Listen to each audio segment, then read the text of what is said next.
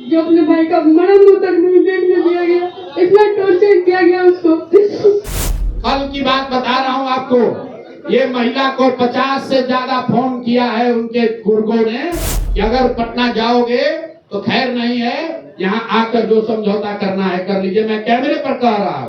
देखिए, कहानी 2007 की है और ये पूरा मामला किशनगंज का है और प्रशांत किशोर आरोप लगा रहे हैं बिहार भाजपा के प्रदेश अध्यक्ष दिलीप जायसवाल पर, यानी भूमि अधिग्रहण का एक और मामला जो अब तूल पकड़ता जा रहा है। प्रशांत किशोर एक बड़ा प्रेस कॉन्फ्रेंस करते हैं जहां पे एक बड़ा खुलासा करते हैं और प्रशांत किशोर पे बड़ा आरोप भी लगाते हैं और बुलाते हैं उस चश्मदीद को और बुलाते हैं उस परिजन को जिन ये पूरे मामले से जुड़े होते हैं। आपको बताते हैं कि ये पूरा मामला क्या है। किशनगंज का एक मामला है जहां पे सरस्वती शिशु मंदिर के आसपास सड़क और उसके आसपास के जमीन अधिग्रहण को लेकर कुछ मामला सामने आता है, जिसके बाद राजेश शाह जो एक युवक हैं वो इस मामले को लेकर आवाज़ उठाते हैं और जब वो आवाज़ उठाते हैं तो उनके साथ जो है कुछ भीड़ यानी कुछ मॉब जो है उनके साथ मारपीट करती है और मारपीट के बाद उन्हें इनकी स्थिति बहुत दयनीय हो जाती है और उन्हें अस्पताल में एडमिट कराया जाता है। वो अस्पताल जिनका कनेक्शन जो है दिलीप जायसवाल जी से है, यानी माता गुजरी मेमोरियल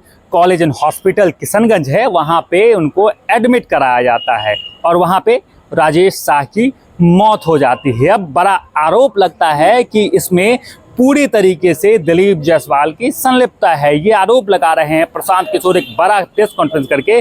और जो राजेश शाह हैं, मृतक राजेश शाह, जो ये मामला 2007 का है, उनकी माँ और उनकी बहन आती है और यहाँ पे प्रेस कॉन्फ्रेंस में वो सीधे तौर पे आरोप लगाती है दिलीप जायसवाल पे और उनका कहना था कि दिलीप जायसवाल ने मेरे बेटे की हत्या कर दी है। रोते हुए बिलखते हुए वो सीधे तौर पे आरोप लगाती है। पहले सुनाते हैं कि राजेश शाह की माँ और बहन का क्या कुछ कहना है। 15 साल पहले एसपी साहब का घटना है, 2007 की घटना है। 15/10/2007 एसपी साहब से मुलाकात हुई तो एसपी साहब ने क्या कहा था? जी, एसपी साहब एमआर नायक थे उस समय। जब उनके पास गए 2-3-4 बार गए, बोले कि मेरा केस FIR दर्ज कर लीजिए, नहीं हो रहा एप्लीकेशन लेके बार जा रहे थे तो मेरे सामने ही 2-4 लोगों को मार के मुझे डराने की कोशिश कर रहे थे और लेकिन मेरे अंदर जो कुछ बोल रहा था वो आपको बता नहीं सकते। उनका लड़का हुआ था, शायद उसी समय दिलीप जायसवाल को मार दिया होते, लेकिन हम मजबूर थे, मेरे साथ कोई नहीं था।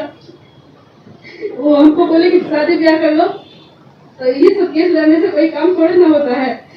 हम बोले आप मेरी शादी करवाएंगे तो मुझे डांटने लगे और इसको बाहर करो बाहर करो। एसपी साहब बोले जी, मैनेज करने के लिए भी बोला जा रहा था आपको? जी बहुत बार बोला गया। सीआईडी में केस गया था तो उसके बाद कुछ कार्रवाई हुई थी क्या? जी नहीं, कोई कार्रवाई नहीं हुई। सीआईडी जब गए थे तो सीआईडी को उनके बुला करके वो अपने कमरा उमरा दिलवाए थे और सीआईडी को वहीं पे सारे मेरे मोहल्ले के लड़कों को बुला करके वहीं पे गवाही दिलवाए थे। क्या धमकी मिली? रिपोर्ट में कुछ कहा गया था, दिया ही नहीं गया पोस्टमार्टम की रिपोर्ट? मुझे बहुत बोले जो तुम्हारा एक भाई का जो है शुरू है वही दोनों और भाई का हो जाएगा। कौन बोला ये बात आपको? क्योंकि बहुत सारे सुशांत गोप है, दीपक श्रीवास्तव है, राकेश झा है। प्रशांत किशोर के साथ आप आई हैं तो आपको क्या क्या धमकी मिल रहा है कि मत जाओ पटना में, प्रशांत किशोर के पास मत जाओ, क्या क्या फोन करके धमकी? ऐसा बोला गया कि मीडिया के सामने आप न जाए। मीडिया के सामने नहीं जाए? जी, तो अभी प्रशांत किशोर के पास आई हैं, उम्मीद है आपको न्याय का? जी पूरा उम्मीद है। दिलीप जायसवाल ने हमारे बच्चा को मार दिया, ले जाको और उनको देखने तो हाथ नहीं दिया। कितनों समझ गए, कितनों बोल पकड़े, हमको देखने तलिक नहीं दिया। और हम आप माइक पकड़िए ना, आप माइक पकड़िए, आप बोलिए बोलिए उसके बाद भी हमको बहुत अति किए, टॉर्चर किए, बहुत किए, मगर हम नहीं हटे।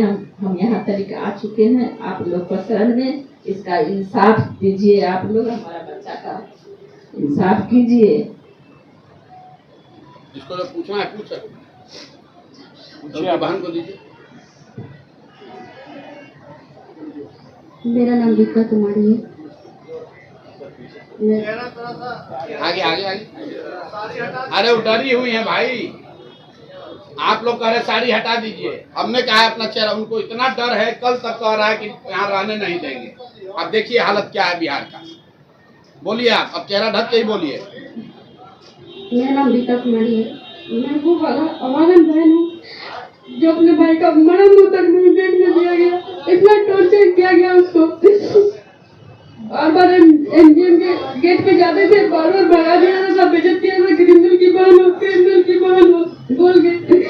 ना कोई मीडिया वाले मेरे साथ था, ना कोई राजनेता मेरे साथ थे, कोई भी मेरे साथ नहीं थे। और मैं अकेले दर पीछे होकर सबके पास जा रही थी। सब बोल रहे थे कि तुम्हारे भाई को मारेगा नहीं, अपने मेडिकल कॉलेज में इलाज करवा रहा था।